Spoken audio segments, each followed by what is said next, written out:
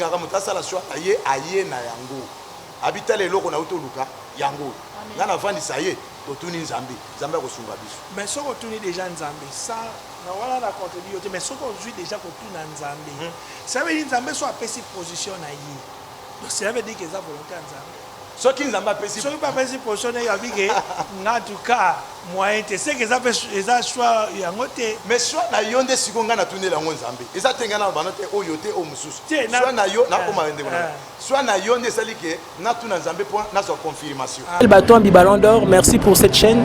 Donc, Bat Télévision. On a s'abonner déjà. Dès qu'on a cette émission, donc on a s'abonner déjà. Donc, Bangouna Bat TV. Bim. Oh, bazo, quand la image ça la bé. Panzana. Fongwama. Bat TV, puissance.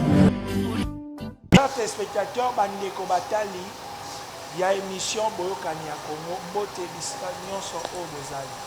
Voilà. Lelo toza na esengo ya koyamba motei monene pasteur Gédéon. Na ye tokokabola mwa makanisi, lelo mpe tokotraite sujet ya sika. Mikolo toleka toparlaki sur makambo etali alcool, masanga, eza mabe to eza malamu na mwana nyonso oyo asambelaka.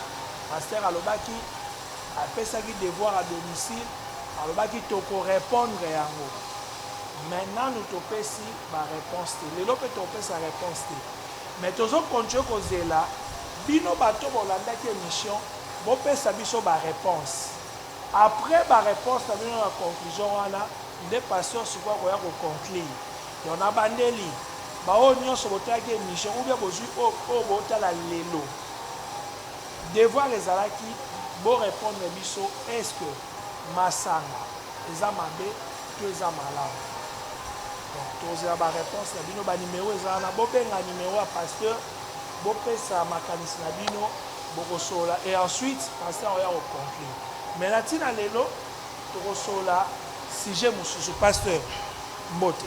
mbote Lelo tosola sujet ni tozolobela parler à la parler la langue. ouais. Voilà, les autres sont allés au Italie à la langue. Ils sont allés par la langue. Mais pas sûr. À titre de rappel, Église des Arcs.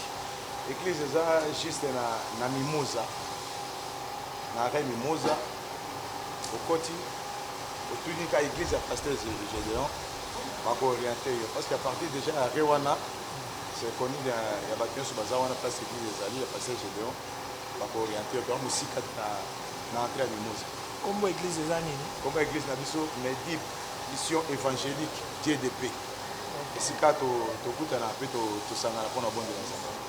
Voilà, donc numéro à pasteur ezana to pesa ba contact nyonso na Facebook ezala WhatsApp comme ça azana likambo kosola na pasteur à Robenga.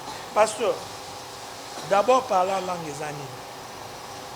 Parler la langue eza don eza likabo kouta epa na nzambe nzambe moto apesa biso yango apesaki don mpona eklesia na ye likolo na biso tozolobela eza c'est parce que modele ezolobama nde eza su te ndenge tokokoma wana nde mpasi na biso yango wana mais eza don mpona chrétien nyonso oyo andimeli yesu masiya lokola moto mobekisi na ye ezwa koappartenir na ye eloko ezali don eza eloko oyo apesaka yango bato nyonso moto na moto aza na ndenge nde ya kozwa wana kasi tokokomela ngo nasi. Donc tolobaki par la langue eza don. Ouais. Mais ça fait partie à 9 dons au Nzamba Piarabat. Oui. Tokotanga na Bible. Oui, allez-y. Tokotanga na Bible. Tanga Bible na Corinthiens 12 verset 28. Maman souvent biso na otanga Bible na sima. Mais quand on moi Bible. Corinthiens 12 verset 28.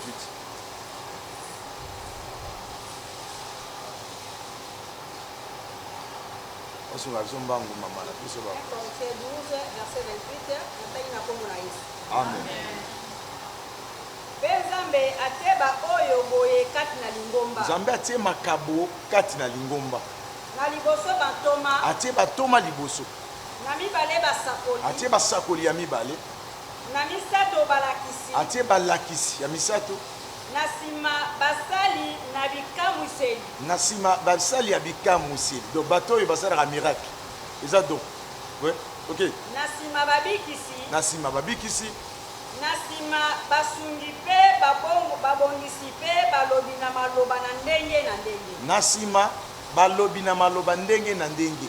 Ndeza moko ya don na katia ya badon Nzambe apesa ecclésia. Ok. Siko, quand est-ce que parler en langue et yakimba liboso na kati ya bana Nzambe? Merci ndeko Eric.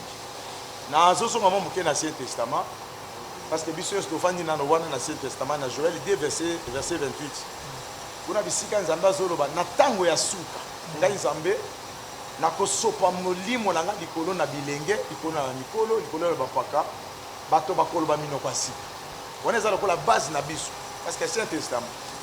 Accomplissement nango yaki koya na acte des apôtres 2. Babi ba disciples bazaki régner sika moko.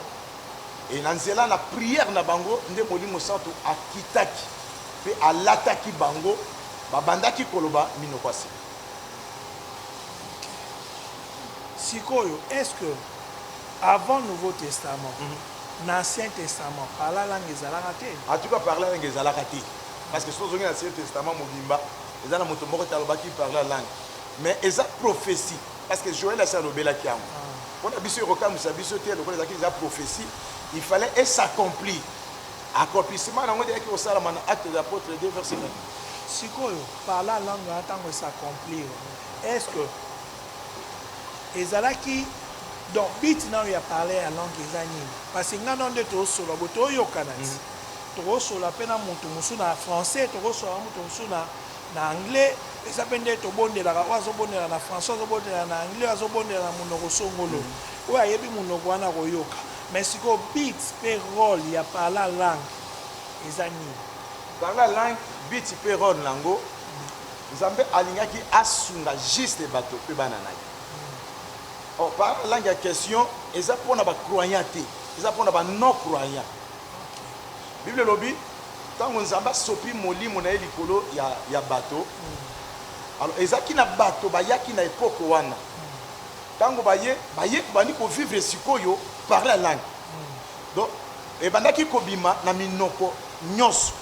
Donc, kuti mulu bazolo ba qui soit il au petit monsieur la zoba qui tete là ainsi de suite. Les bateaux bazaki on va ni ko kambwa pour bango ezaki ba merveille comment que bateau e bayebi minoko yote mais bazolo bayango et simba ki bango mbala moko donc nanzela nango ba merveille na Nzambe bandaki ko bima et sunga ki peuple na Nzambe na tawana donc mutaye ka bato oh ngaza mutetera mais mutona aza muswai mais ndeni azoba na munoko na biso donc mbala moko comprendre que makambo azobimisa eza ba merveille ya Nzambe asimba maki parce qu'ils étaient des païens. Asimba mina yango pe alobi na nakute na bato yo baso bimisa ba merveille ya Nzambe mais ezo bima na minoko na bikolo nyonso et ça là ki bango bien pe sunga ki bango donc ezali loko Nzambe atia na église pour ekembisa église na yepe et sunga église na ye. Sikoyo nani oyo aza mieux placé ya ko parler en langue? Et quand est-ce que Moutoko qui koloba en langue? Cela veut dire quoi?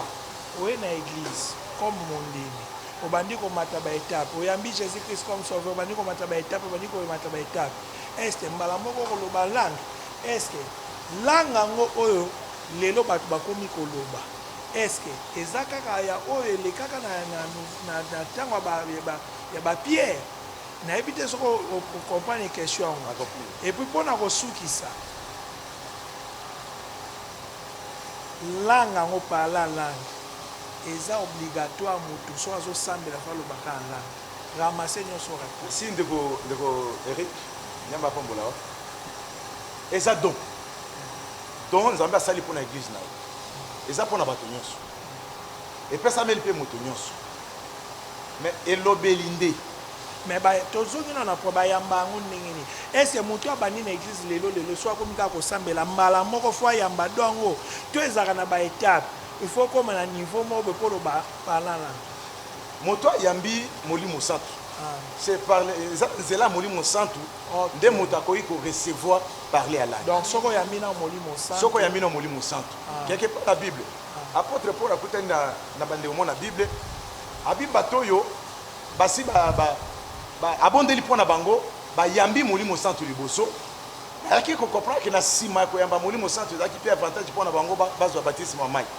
bamemaki bango mpe bazwaki baptisme ya mai mais oyo ezalaki importe ezalaki ke après koprie mpona bango barecevoir Saint-Esprit etango Saint-Esprit ayaki kati na bango de diversité de langue eyaki moto na moto abandi kotatola na ndenge na ye yango nazongi so na liboso balobi ntango bato bapusana bandi koyoka minoko eyaki minoko eyaki bikolo ezalaki te oyo tozomona lelo. Donc so na comprendre au pasteur par la langue à l'époque soki tolongoli neti Israël tomemi yango na Congo donc baekolo ezalaki aneti o mutetela aoloba chiluba to aolobaka kitetela ntango azosamba muluba aoloba chiluba to aoloba nini bukongo ezalaki ndeni expliqué nango ezalaki bo parce que ezalaki balangue oyo tozoloba lelo na Congo nayebi te tozala combien de langue mais efacilitaki bango parce qu'à l'époque bato nyonso banaki koya bazalaki libota bayuda mais sikoyo nzambe alingaki ke message ezala transmettre na bikolo nyonso po esunga bato nyonso na bacomprendre bamerveille ya nzambe nde nzambe abandaki koutilize kaka minoko na bango mais bato bazobimisa bazalaki na minoko ya bato wana te mais azobimisa nga aza motetela mais na kati ya monoko na ngai nazoloba kitetela te nazoloba tiluba mais moluba moko aza wana mais ndeko nayebi ye aza motetela mais ndeni azoloba tiluba kitoko boye na se ya parler langue mbala moko acomprendre que eza bamerveille ya nzambe donc c'était peu ça mais lelo eza différent. C'est différent par rapport à parler la langue. Donc, si on a comprendre, tant l'apôtre Pierre Bakangama, il y a un jour à Pentecôte, non? Oui. Jour tant Bakangama qui n'a pas de là, tant que mon centre là, Tibango, tant que Babane Kolbaminoko ya Sika. Oh, biso, tu es bien, on va pas battre Missou Bayo Kati. Donc, ils arrivent pour la bonne côté pour aller l'autre Lobaka, sur les opposés là, comme Koloba, par la langue, ils pour dia Satan na bando qui n'a pas de bayo comme on a tes à la bonne côté. Parler la langue est bien. Mais tu sais que c'est parler la langue est différent. Et ça, le coup, là, tu as qui na écodim na école de dimanche. Babilo comme Mike batia biso na écodim mais si là na mutu te. Il y a un qui quoi parler la langue. Pourquoi? Parce que on peut imaginer que pasteur Zana cher azote mais azo parler là. Deberi.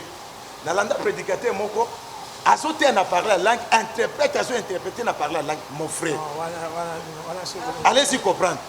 Que c'est lokoyo, il faut édifier peuple dans Zambie. Il y a zo ba langue interprétation. Azo interpréter per langue. Oh, soit qui est en français interprète pas qui est en français. Donc et comment qui na ndingo donc pona bango et ça a merveille en Zambie. So bato bandeko yoka bandimi bazo yoka. Ne pas si ko tozaleli, so qui interprétation exacte na parler la langue. Bokangi yango. Amen. Tika na biselo rumo. Le diable connaît nier par la langue. Quel est le chrétien même? Oui. Le diable a quoi interprété par la langue qui toko. À quoi dans l'église? À s'écarner. À bandi koloba par la langue. Et surtout dans l'église, on va tirer à parler la langue. Ceux qui passent à un discernement, l'église est belle. Parce qu'on sentit qu'à Zolo, tout ça, mais pour la lobby. Ceux qui ont Zolo, dans l'église, interprétation exacte. Nous avons pouvoir au Canada.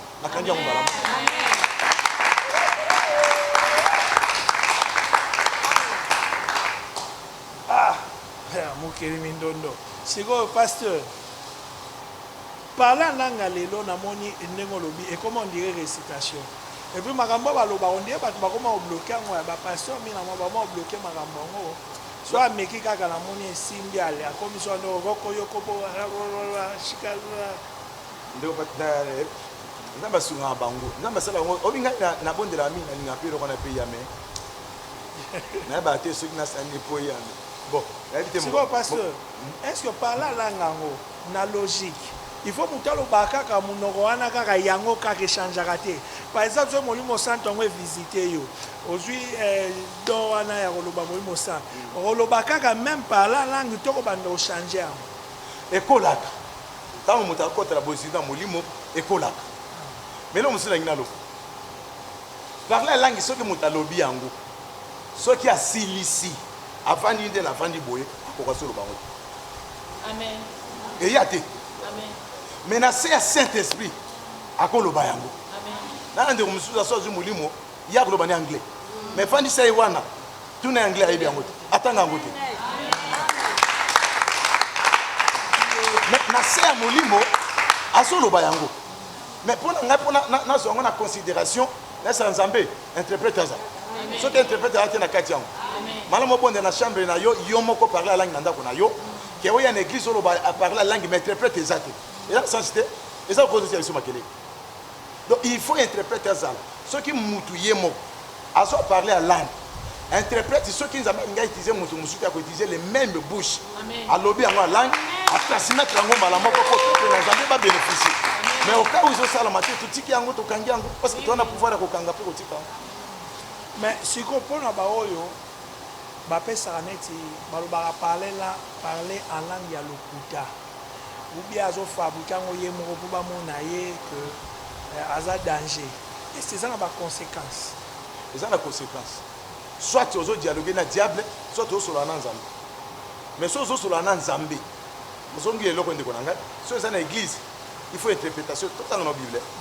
dans la Bible 1 Corinthiens 14 verset 9 à 13 mais la zone kate to tia ka présent na parler la langue mais parce que yango ndele auto vande oui yango to zoloba yango na zone na profiter on to tia ngo kate parce que ça si mo pona ba non croyant comprendre langue peut-être to tia ngo ka question dans l'église c'est que l'église ça mabe ou sont ceux qui étaient OK to évolue 1 Corinthiens 14 verset 9 à 13 Natangi na kombo na Yesu. Amen. Boye. Boye pe bino. Bino. Soki bokobimisa maloba mayebani tina te. Soki bokobimisa maloba na sa parla oyo yebani tina te. Pona koloba loba na ndenge na ndenge. Boloba loba ka bongo na kati église. Nani akososolo yango elobani. Nani koyeba na kati église makambo zolo. Zambi bozali koloba loba na mopepe. Bozoloba na mopepe. Okoki kobanga ete minoko na mapota ezali ndenge mingi kati na mokili pe moko na moko ezangi tina te pe soki nakokata tina na liloba liyebani te soki nangi naloba makambo ezoyebani nango te nakozala lokola mopaya epai na molobi nakomi mopaya epai na bato nazoyebisa pe molobi akozala na ngai mopaya pe molobi akomi epai na ngai lokola mopaya bongo na bino awa ezali bino kolula makambo ya molimo ntango bozolula badon ya molimo soki bozolula yango tika ete boleka kolula yango mpona kolendisa lingomba bolula makambo ya parla langi mpo elendisa nde eklesia na nzambe tika ete molobalobi na maloba na ndenge abondela ete ayeba kolimbola ntina mais soki moto azoloba parle ya langi mpo édifie église na nzambe soki azoloba ngo asala efo asenga nzambe nzambe epesanga mpe likabo ya interprète édifier église na nzambe ce qui interprétation ezatetika c'est qu'on s'en a comprendre bien quand on azo fabriquer par la langue azo mema lisumu parce que conséquence papa ta la bible non so moto azolinga bakisa na o nzambe aloba te ko péché sikoyo na kati ya bible ngoyi ko expliquer biso ba avantage à parler la langue ezalaki nini na kati ya bible nzambe asalelaki banani oyo balobaki baparla langue na kati ya bible oyo omoni mpe édifiaki mpe bato parler la langue ezalaki bien nazongi susu na mwa nsima ezalaki bien mpona koédifie église na nzambe nalobi ke bato bayoki bamerveille na nzambe do nzambe alingaki ke na nzela parler la langue esunga bano croyant mpo bayoka bamerveille na nzambe na église ya lelo parce que toujours dit qu'attends on a biso par la langue est bien mais il faut ça l'attention d'engagement il faut pas tout tirer quatre accent na parler la langue nyonso zolo ba l'église faut faire attention le diable est trop rigide na kene l'église mo ba yambanga ta on a ki non moi ndengo wana parce que na botama na mboka na yite so yebi na botama na mboka na za vraiment bokati na kola Kinshasa wala mboka ni na Équateur d'ailleurs na ya Kinshasa ko na basanku surtout na abika Équateur ndeko Eric na ya ka ko ya tango na yena comme na Kinshasa na ke église mo ba yambinga ndeko na ngai na côté l'église na côté maman l'église te babombinga quelque part ote il faut parler la langue oh frère na fandi wana kuti bande musupe bazaki wana to fandi na biso baso la déjà équipe liboso pour ceux que lobby karapa au côté église ceux que lobby au côté église bande musupe baso lo bana baso kota ngapa botour na nga lelo na luka pe loko lelo na kutana ta na komi papa toke baso la kisanga ezo ya te ba lokta na zui moi temps na salini papa na créé par là on a créé yangwana toke ngapa na bia so ba sepe na on seke yangwana na évolué nango après na continue l'église mais ti lelo ya rapé sou donc ça la bato musu po kota il faut loba ya donc pona bango eza ndengo wana mais eza signe ya ba non croyant ba pagano ndi soka yoki bongo ba lobi ba merveille na Nzambe ekosepela mais pona biso eza ka pona Nzambe édifié soit telo comme Nzambe ninga loba abombi yango na zela parler la langue mais après c'est interprétation côté mususu amen et sungi bato mususu nazo insister que ceux qui interprétation eza te papa boutique.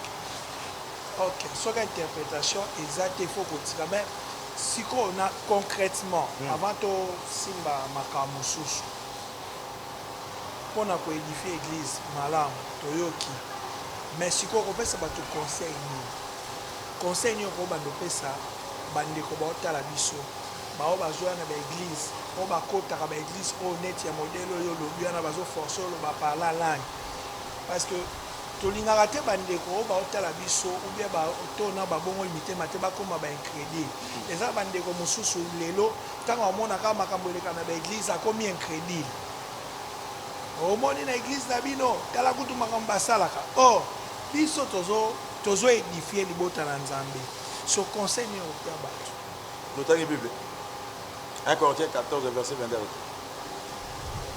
Corinthiens 14 verset 22 23 ataki na kombo na Yesu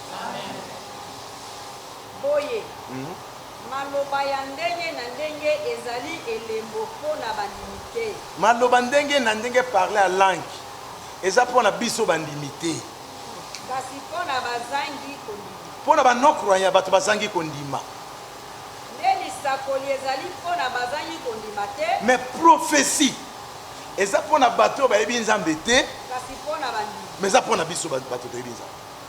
expliquez-moi bien assez autant ati autant bongo soki lingomba mobimba bakoyangana mpe nyonso bakolobaka maloba na ndenge na ndenge soki lingomba bayangani mpe mpo balobaka parler à langue soki bato na mboka to bazangi kondima bakoyingela bakokanisa te ete bobela lingomba me ntango bato bakokota bakoti na bango bayebi makambo ya Nzambe te bakuti église mobimba azoparler à langue bamona bino kwa bato mabo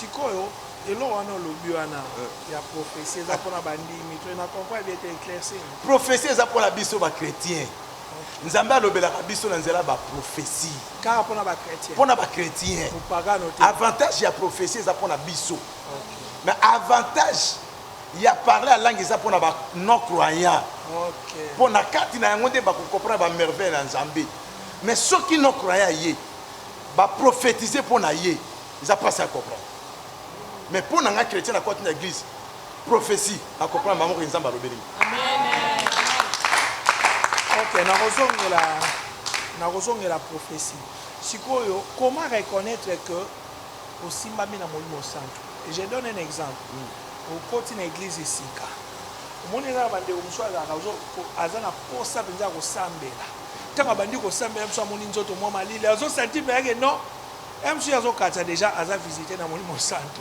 sikoyo expliquer bato baotala biso quand est-ce que moto azalaka visité na Saint-Esprit ba vrai prophète vrai prophète tokoyeba ye soki apesi prophétie ekokisa mais na prophétie ya malamu tokoyeba soki prophétie eza ya malamu soki moto apesi biso prophétie asungi biso na likambo yango mais soki apesi biso tala ngai nabenga prophétie eza lokola consultation oyebi soki na hôpital baconsulte yo bayebi déjà que eza na maladie bozobela mibe tout ça il faut munganga asala ordonnance na ordonnance nde oyebake namela kisi oyo mpo amibi na ngai esila mais une fois que baconsulte yo basaleli yo ordonnance te eza lokola balingi oke okufa ça la prophétie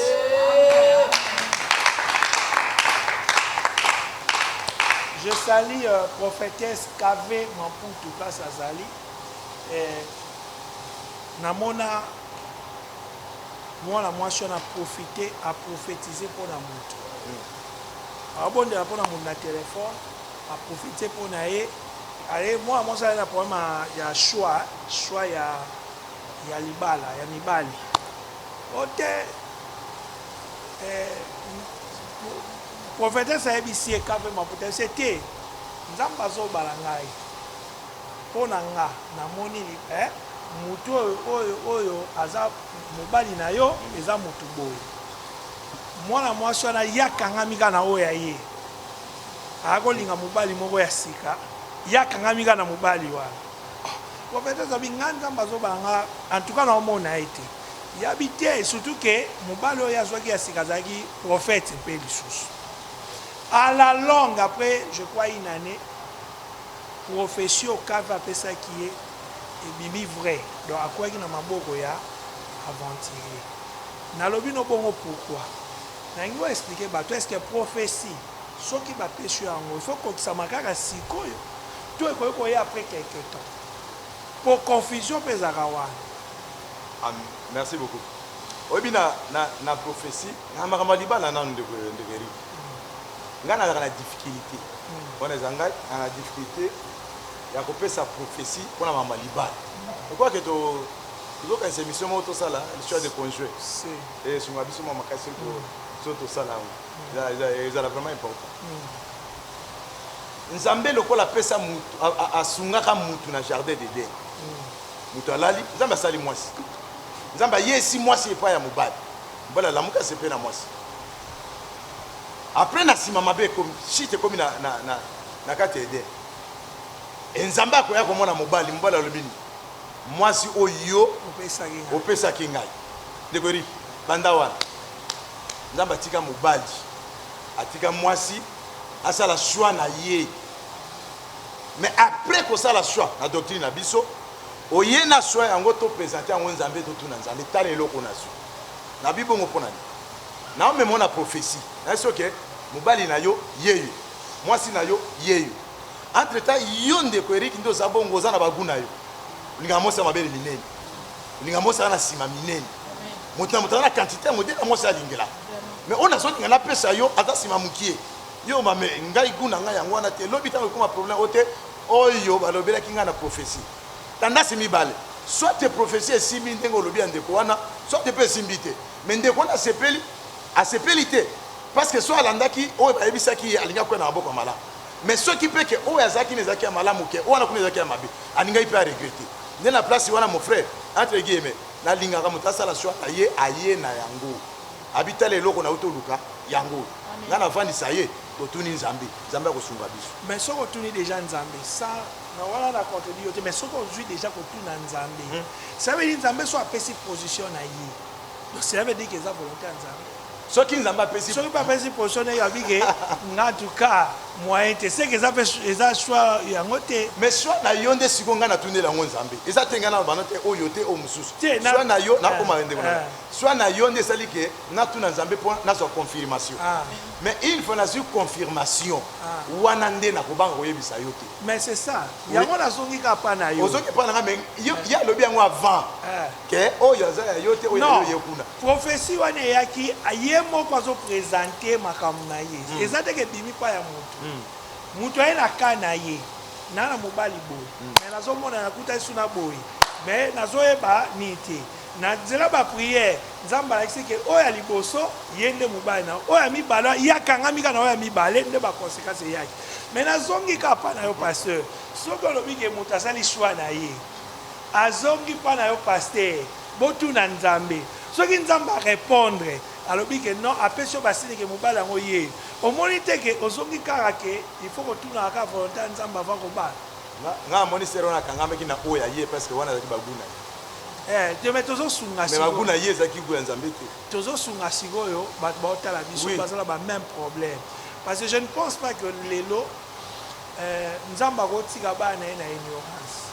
ke lelo olingi obala ntango olingi obala donc on se retrouve noka nulle part na choix nyonso ata ya mabe soki oyepa nzambe ndenge olobi bayepa na yo pasteur papa nangi na bala tala problème naza nango boye bon tobondela nzambe aopesa biso badirective aoriente biso mais soki nzambe alakisi yo apesi yo basine omoni peyake non oyo peyake non libala oyo yango te okoloba na ye to okoloba na ye te naloba na ye seke tozongi na volonté ya nzambe moi différence ezali nga naloba na ye na sens ya choix oyo ayaki nango na oyebisa ye parce que likambo moko eza na kati wana ndeko eric aza différent na ndeko abaki aza na bango mibale azopona parce que il y a basel musu bandengwa aza no 4 mais azotrier nani comprendre mais zana mosusu aza na yaye moko avandi na ye naza na posa confirmer soki ye wana ya Nzambe ya différent mais tango lobi eza ko mibale to pona et comme si to tuna Nzambe wapi ya Nzambe na musu ya Nzambe te soki na ka wana ngana osunga bandeko poni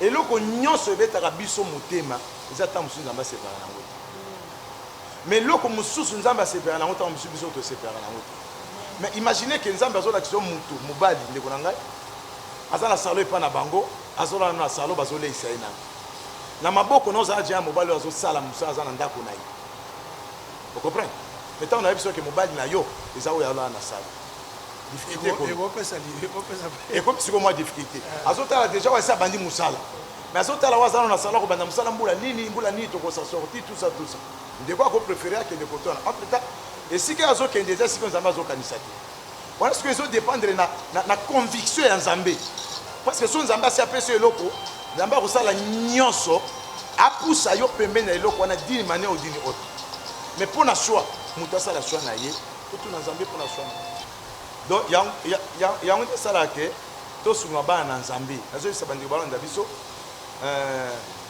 abala ka mosi na ndoto te abala pe mosi na vision te abala mosi pe na mawate on a balé pour ça balé était famille na bango arobika te babala ka moi si soko lingi moi c'est motema.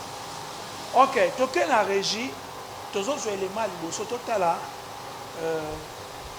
pasteur ndenge azo prêcher libota na Nzambe pe tokutani après otolobela comment ko détecter langage ya Nzambe ndenge pasteur owolo ta ndoto mubala na salon même si okati mubala vino yewana donc comment ko détecter langage ya Nzambe Nzambe ko la tsayo Nzambe ba vision mambebe mais comment ko détecter tokutani balobela acte mais la histoire ya libuma chako balobela Joseph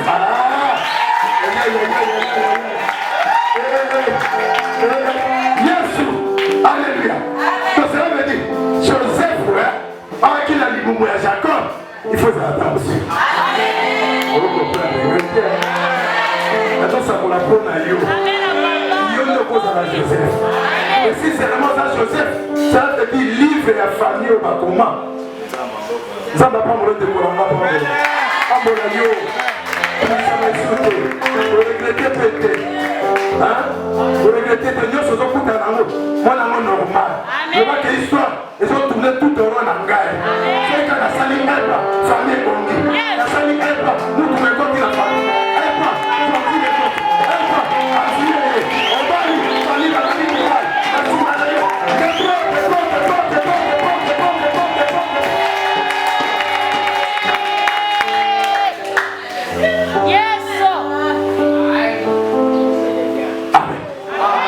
Alléluia.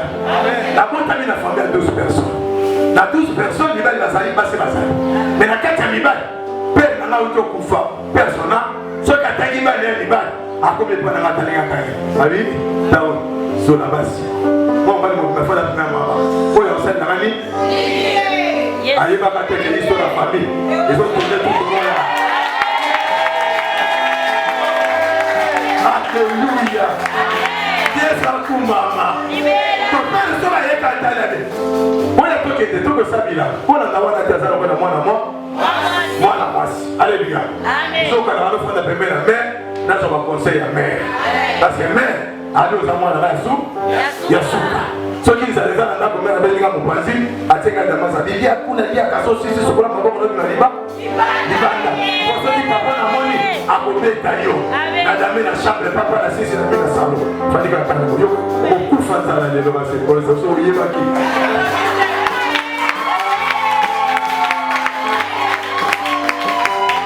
Alléluia.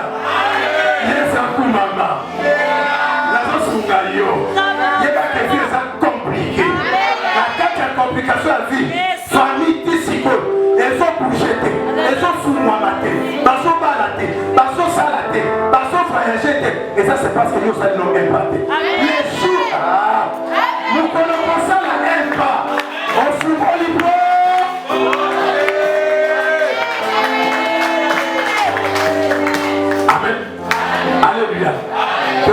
on a vu 20 ans après. La fin de la boule, mais là, c'est un beau fils. Ma vie, père, à vous, ça n'a rien.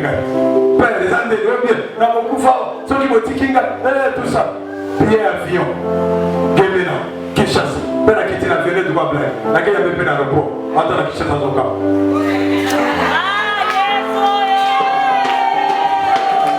Amen. Quand on est dans la vie, autant il y a Kinshasa. Bogota. Pourquoi il y a Kinshasa? Pourquoi on est debout? Parce que les gens ont été aux amoureux. Au monde qui est alléluia. Mais les gens n'ont pas compris. La bonne fois, ils sont amis. Ce qu'on a la grâce, la qu'on n'a pas peur, la pas qu'on a combattu. Ce qu'on a la grâce qui est pas dans la botte. Avant Bakoufa, par le bateau, tout le monde a qu'à qu'on a mis sur la voie. Amen. Alléluia. Faites un peu de bouteille. Ton fan, ton moumé, ton solo, ni ma famille, soit fan. La Simalango, viens Kenya. La bio. So la ko benga famille et c'est pas la bengi koto pour ça la pour moi na ke na mbombe ndani kuna na sina bomaki la bengi koto hôtel na soya ça ndeni na ke tala ma ko libu na station ba libu libu vieux grand frère soya tuna pour quand les années na bi oina ko sala etika ka ko ai ba ke no na oluga ako ba ni kwa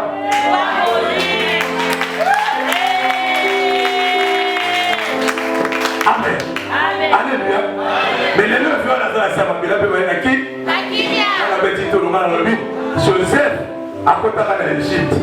Après beaucoup de l'Égypte, l'Égypte n'a pas eu qui chasse ça de l'Égypte n'a pas eu.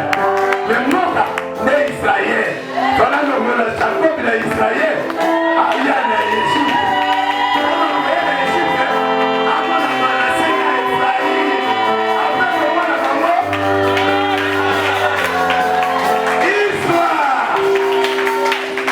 Merci Régie, Patrick Itoko pour l'élément.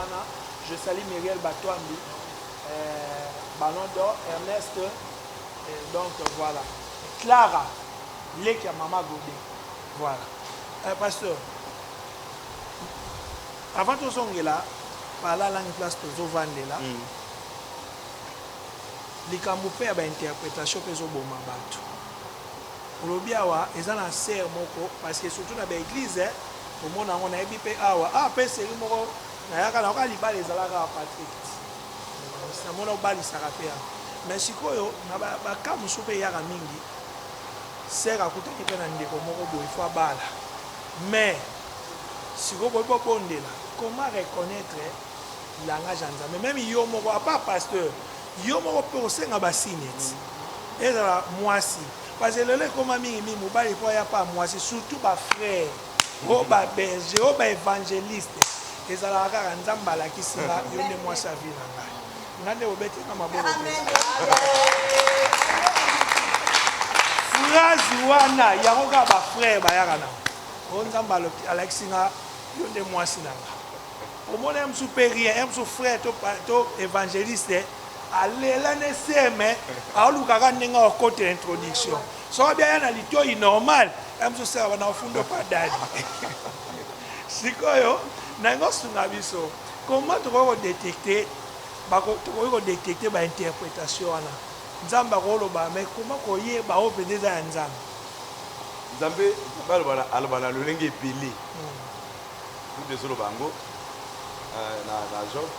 Dieu parle pendant tatou d'une manière, tatou d'une autre.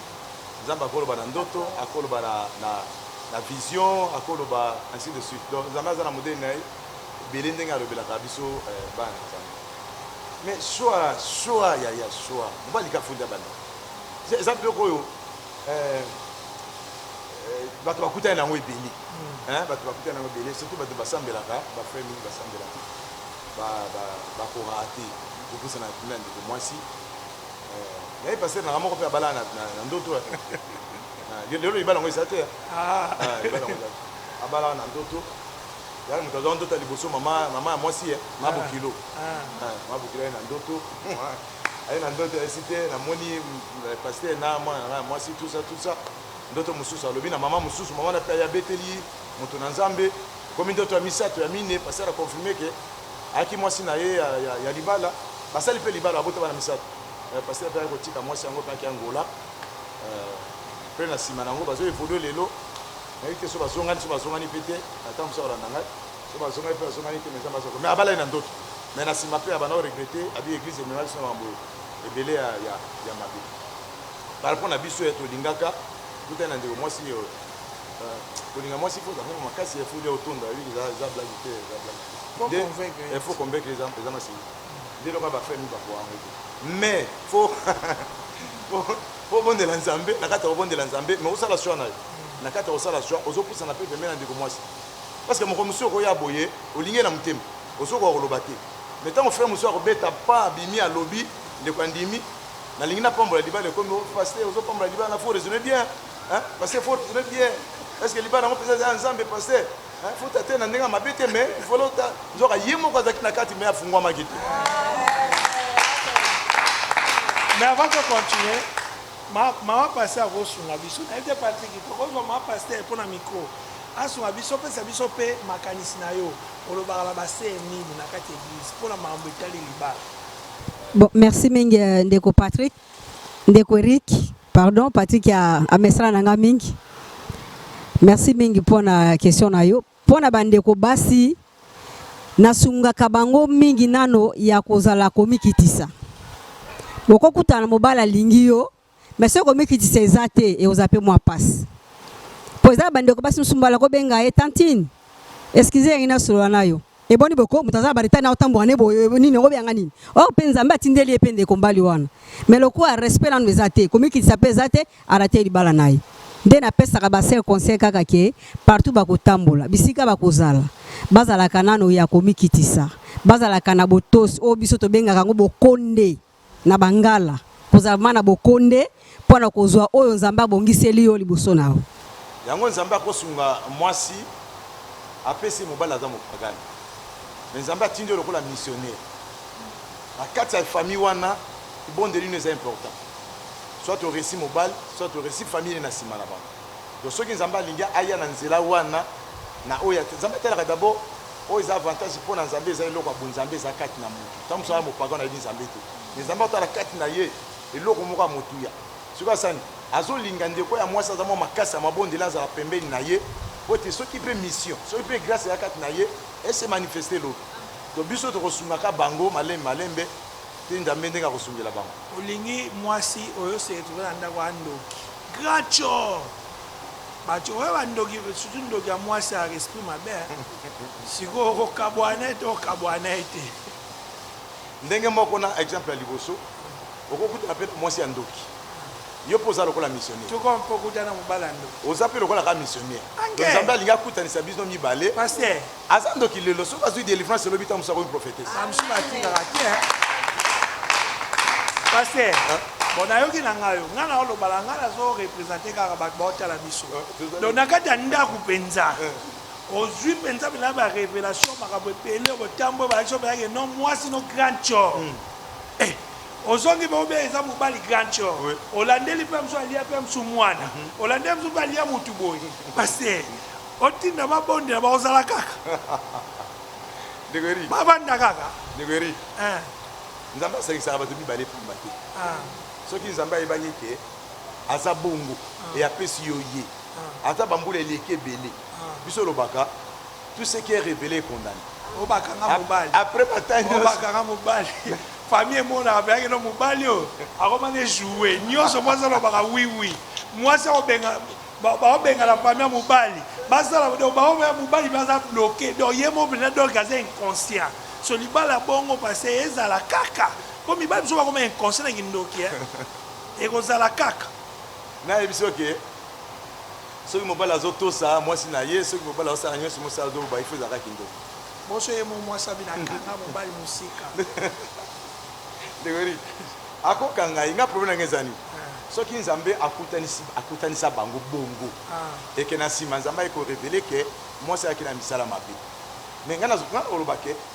ntango nzambe arevele eza ntango nzambe aluka délivrance ya mwasi donc biso tokolinga tosungaka mwasi wana tobwaka ye te yaya tobwaka ye te ocomprendre malamu ovivre na ndoki na ndako oyebi ye que au vivre na ange oyebi te na ndako parce que so oyebi que moi ça za ndoki oko changer méthode de prière mais na moto oyebi te ka za ndoki okomi na problème na ndako donc na nzela kaka yo akobongama motema lo est-ce que un homme de Dieu akoko se remarier ako sa mariage deux fois te wana za kindoki que obalaki mpenza boyebi na église baconsacre libala après moi ça na ye lisusu toke bala lisusu boke so na église olati so alliance deuxième te wana za kindoki oyebi nzambe apambola bato na nzambe basalela nzambe mingi apambola bango nabiki nzambe akokanisa bango mosusu abandi ministère na mwana bato ala na nsima ala likolo alito ministère ekoli lobi aluki mwasi ya ministère ote wana azalaki mwasi ya ministère te nazwi mwasi ya ministère mais oyo obandaki na ye na pasi ye nazalaki mwasi ya ministère mais fale nzambe akutana sona oyo wana ti comprendre donc babalaka mbala moko na vie mbala moko ok babalamba mon avis pasteur tala caméra na pe sur 3 minutes na 3 minutes wana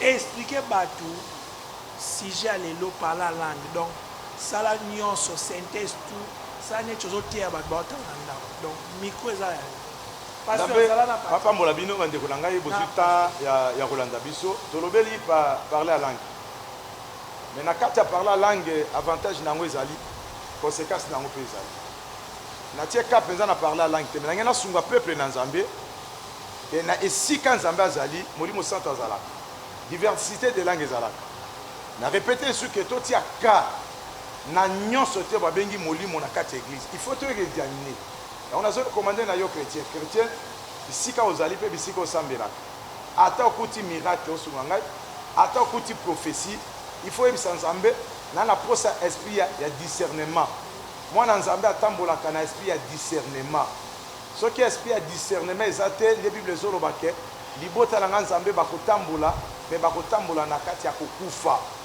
il faut nzambe afungola miso afungola matoi afungola monoko oyeba eloko nini ozosala okoti na église kotiaka na esprit nyonso te meka kotala meka mpe koexamine ya nzambe okoyeba je suis sûr que nzambe akosunga yo na molimo na nzambe oza na yango nayebi kosambelaka mingi nayebi kosalela nzambe oza mwana oza mosali na nzambe esika ozali nzambe apambola yo bondela mingi na butu senga nzambe esprit ya discernement nzambe apesa yango ekosunga na makambo ebele parce que l'église ese bebi diable ase amati na chair diable asalati mvoela diable azoteya bato diable azosala miracle diable azokweyisa bato diable azosala makambo ebele asi alongwe na parvi asi akoti na lie saint amati ti na lie très saint donc tosungana yo ndeko oza mosika bondela mpo na nganga na bondela mpo na bisika ozali eke nzambe asunga yo tofungola miso mokili ese bebi ezokende na suka toyebaki ata ndenge ni mwana moto akoya etanga koya kozwa baoyo aye ngai nayebisaka nzambe na kati ya baeglise nyonso oyo bascienticiste bafandi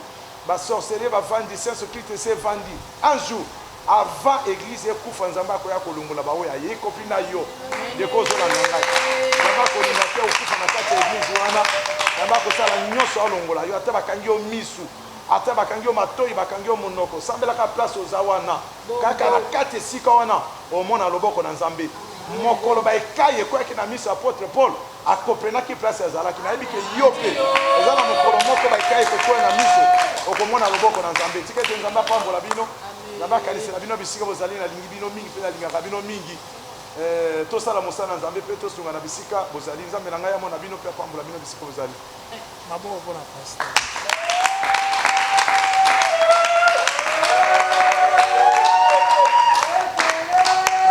atio miko obosani okatisa koza na chair paster akoti na prédication makasi vraiment nasepe makasi vraiment nayebi ke libota ya nzambe baza édifie vraiment na mokolo na lelo prochaine émission il faut topona baréponse olobi nini mpona baréponse mpona oyo sujet tolobaki mambo ya alcool so eza autorisé eza bien to eza mabe nzambe apambola bino nayebi ke émission ezolekaleka tolobelaki alcool tolobaki mwa baconséquence na yango me ngai nalingaki bino borépondre no biso toza mpe na ndenge na biso ya baréponse me tozelala bino nzambe apambola bino na ndeko bozobenga na braza tozobenga na kingasani na commune mosusu bato bazobenga benga nzambe apambola bino bato balalaki baémission nazolinga bomi botalaka baimage wana mpe bomeka koétudie mpe bobenga biso so tozwi baréponse na bino tosangisa na oyo toza na yango tokozongela bino lisusu mpo totalisa bino esika nini totelemi mpe esika nini tofandi ça va continuer kopambola bino alinga bino mi émission koya sujet ni émission ekoya na yebi ke obaki conjoint tokoloba